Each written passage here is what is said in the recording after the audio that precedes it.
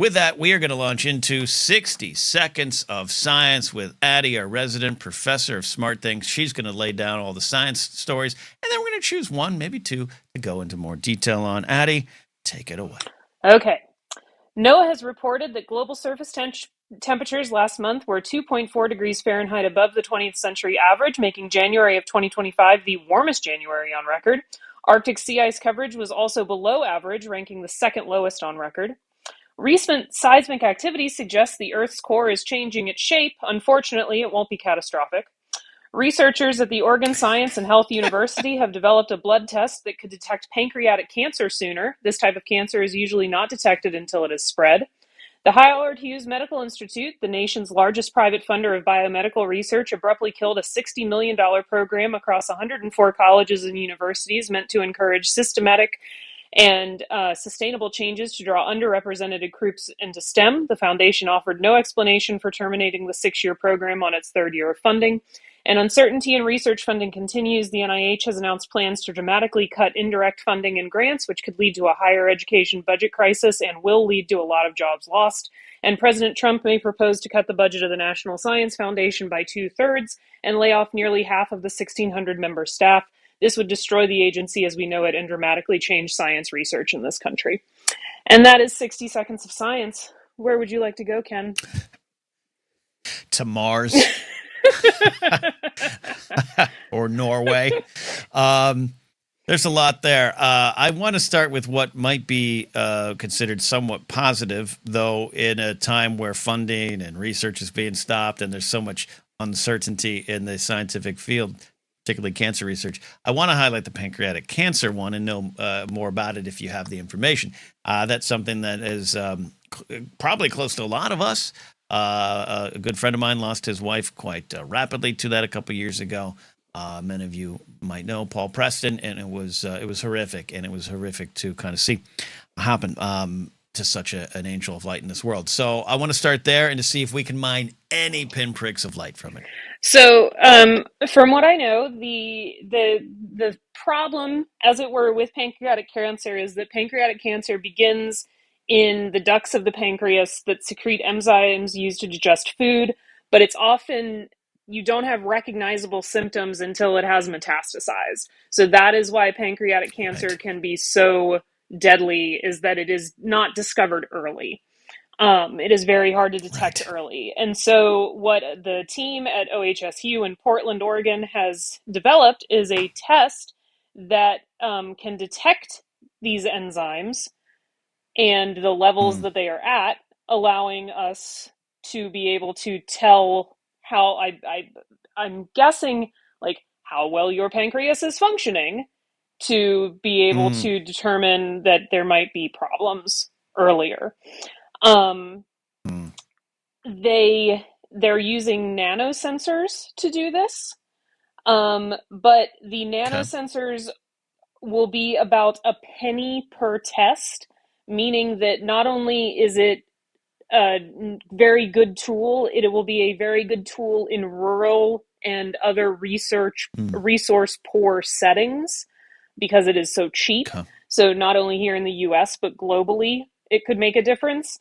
And so the next step will be that they are trying to launch clinical trials of this. So they've only been doing it Mm. on archived blood samples. So now they need to do it in live humans. Um, and then they also want to try and apply the approach to other forms of cancer, such as cancers of the GI tract, that are also Mm. frequently not detected soon enough. Mm. So all I'll say sounds good in a general sense because none of what's going on right now is good. But this sounds this is one of the stories you hear and you read and you kind of go, well, this sounds hopeful. Is that misplaced in a lot of ways from a layman like me, Addie? You we joke you're a professor of smart things, but how do you see this story? How do you take it? I see it as a good thing. A lot of these things frequently aren't translatable. Like you discover something that could work, but it actually will never have the biological application that it's implied that it could have. This admittedly is Okay. not in my wheelhouse, but it seems like it could actually be a thing. Right. So I am cautiously optimistic. Now, of course, going through clinical trials, a lot can change.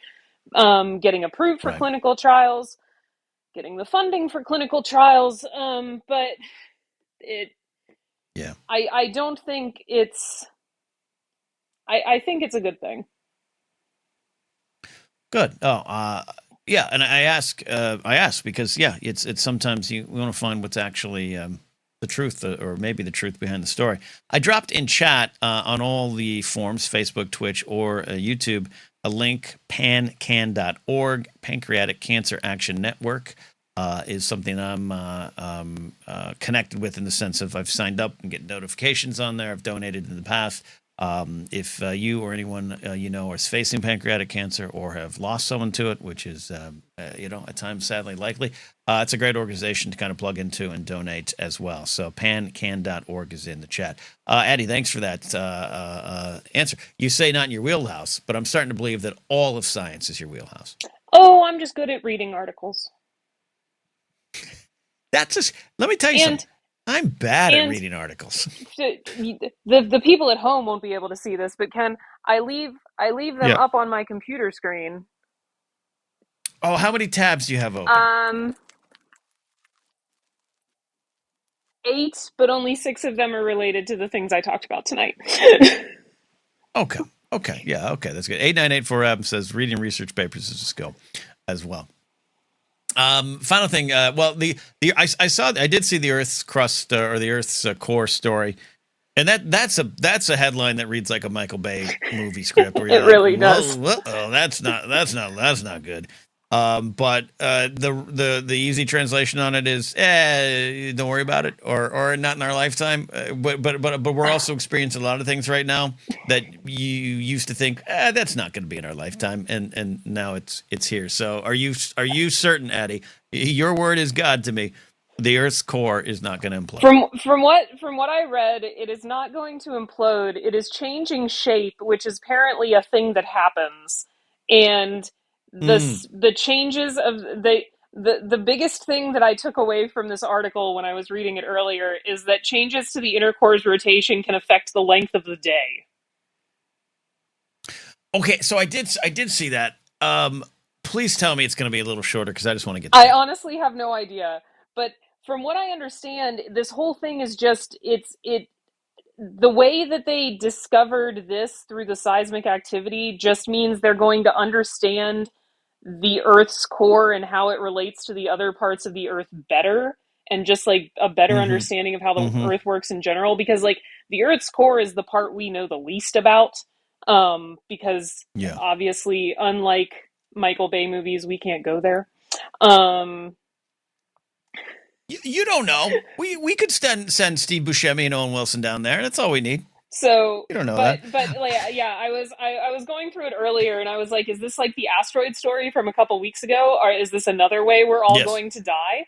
And Which unfortunately, like I said, no, no. unfortunately, Okay. it won't be catastrophic. So, Yeah, I'm with you. And yeah, update on that asteroid story we talked about on the show last week. Like it went from like 1.6 chance of hitting the Earth, 2.2 to 2. Like enough to where I'm like, all right, this has got to stop. So I don't know. it Maybe won't this be week an it's 3.2. I was talking to one of my astronomy coworkers earlier this week. It's not a planet killer, unfortunately. I At 898 for him in chat says Hank Green says we've built bigger bombs than the asteroid. Yeah, I actually watched that Hank Green video. I don't watch all of Hank Green stuff, but I saw that. And also, by the way, I'm going to bring up some comments here. Then I want a final story to prep you, Addie. I want to hear a little bit more about the funding and all that stuff and kind of where we're at. It is bleak, like you said. But I got 898 for him says things don't implode. Again, you don't know that. You don't know that until it happens. All right, Brady. Okay, don't throw your science at me. I'm a comic. The Earth's going to implode. That's a worry I have. Just Michael McCarcel says this sounds like what Jor-El tried to warn people of Krypton about. Yeah, that could be. See, that could be our problem. 8984M. So there you go. And then yeah, Rich T has a jokey. He's making a joke here, but I love it. The Earth's core is changing shape, so will it become flat like the flat Earthers want? I had that thought too of like, are we going to be an egg now? Is the Earth going to be an egg? Is that what's going on? I I honestly have no idea. Like I read it and I was like, it's changed. I need more information. What does that mean? Like Well, see, you say what I that love about this you say exchange, that so casually nature. Like what does that mean? this is why I love having Addie call in and love this segment. That, by the way, she just pitched and did herself here. Of it, this conversation between you and I, Addie, is someone I want to learn. But this is as if you sat down at a truck stop diner somewhere on some long forgotten dusty highway, and I'm just there asking nice questions, but I don't understand anything. Are you saying the Earth's gonna be an egg? Are we an egg now? And you handle it like a champion. It's because it's what I do for a living. I can't be worse than your stews. That you make into all stars. Final thoughts here, though, Addie. Yeah, we're hearing a lot of this: the funding, the cancer research being stopped, all these things, the layoffs, the jobs. It's slapping us upside the head like a fish in a Muppet sketch. So, where are we at right now? What's the news there? And are there any pinpricks of light? Um, Other than people suing over these things, no. Mm-hmm. Um, Mm-hmm. to explain a little bit of what I was talking about with the NIH, to be fair, I have no idea how much of I have no idea how much of these stories actually make it into the mainstream media. So I have no idea what actually makes the news. I am Mm. unfortunately part of the problem in that I don't watch the news. I get my news from other sources, so I think that's fine. I don't know what is being talked about, but I did want to explain the at least the first part of the NIH thing that I talked about of what indirect funding is. Um, Okay. so when people write research grants at universities, there is this thing called indirect, and what it is it's a certain percentage of the amount of money that you're asking for goes directly to the institution that you work for. So, like, if I write a Mm. grant, let's say I write $1 million grant, 40% of that goes to the institution, and then Okay. 60% of it is for my work. Let's say Got I'm it. making up numbers, but and that indirect funding is used for a number of things. It is used to pay for all of the research infrastructure. So, the building that Mm. my Okay. lab is in, my lab itself, keeping the lights on in my lab, the water bill, like all of those things that the university pays for gets paid for with indirect funding. Um, but also, Got it. smaller initiatives at the university will get paid for with indirect funding, like seed grants or travel money for students to get to go to conferences and present on the work they're doing, or just little pots of money that help make the university go. And university budgets rely on a certain amount of indirect funding to help keep the university afloat, which is why I said this is going to lead to another higher education budget crisis where Mm-hmm. they're going to have to make up for the windfalls somehow, and that making up for the windfalls is going to be through raising tuition, which is going to make higher education Right. even more unattainable. Mm-hmm. It's going to make the student debt crisis even worse.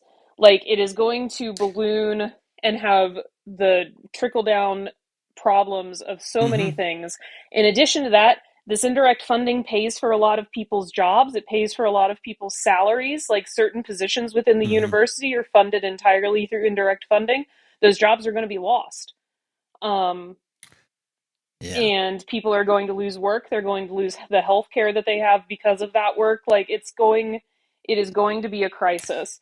So the NIH doing that, combined with the NSF looking at a previous $9 billion budget going to a $3 billion budget, which I know, saying billion with a B, it sounds like a lot of money, but Mm-hmm. people like myself, I was looking earlier today, there is nowhere else to get research funding from.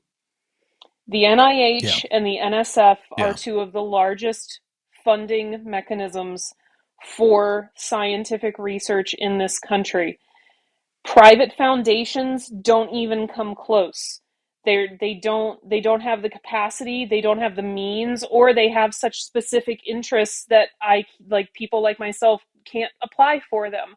So this is going to be catastrophic for the scientific community in this country.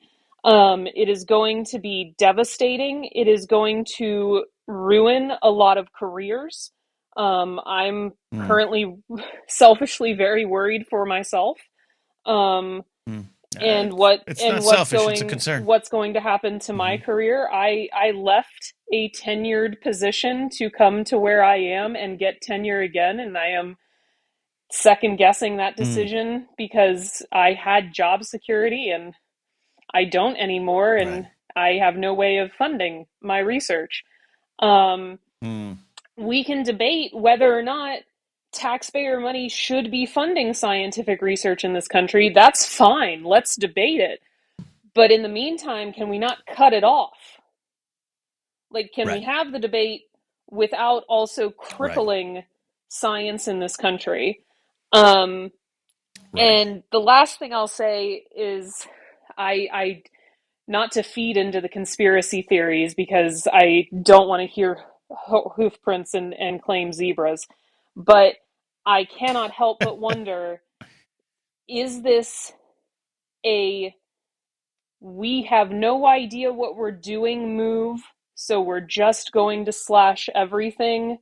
Or is this a calculated move to cut the intelligence of the American population? It might end up in the same bucket, right? It's sliding down there. Yeah, and everything you're talking about trickle down effect, and hearing you describe all this is true. It's not trickle down economics. This is a trickle down effect where a lot of people aren't going to get the educations. A lot of probably underprivileged people who wouldn't normally have access to jobs, research grants, also scholarships are not going to be able to move on. And who knows what that means? The cure for all diseases could be in the minds of one of those kids who now doesn't have a path forward. So whether it's careless, and I would choose to think that some of it's just absolute own the libs, fight science. We're here to take back America, make it dumb again. It's a wrecking ball, and at the end of the day, the building's destroyed. That's what's scary. That's what's scary. And I've read things, and again, I don't know how much catastrophizing people are doing, but I've read things that say that like American science will not recover for a generation from what is happening right now. Right. Brandon Hanna says, Addie for president. I don't know if she wants the job, but she has my phone. I just want to know Addie, if we're great yet. That's all I want to know. We're getting there. We're all going to have brainworms, and it's going to be great. Addie, I appreciate it. Like a great NFL quarterback, you're standing in the pocket, even with the pass rush around you. And I appreciate you explaining some things. I joke about me being a dumb lunk at a truck stop, but this is heady stuff that's easy to gloss over and easy to see, especially with all the other things going on. This is scary stuff. We're going to continue to look for hope. We're continue to look for ways to fight it. But I appreciate you coming on and sharing this as always. Of course. I'll keep an eye out for some more ghost stories. Yeah, we're gonna get back to some fun ghost stories. If anyone got some ghost stories, we're gonna get back to you. Have you ever had a picnic with Bigfoot? I want to hear it here on the Blathering. But for right now, we're dealing with science, the Earth's core changing, and a whole lot of stuff. So, Addie, thank you. All right. Anytime, Ken.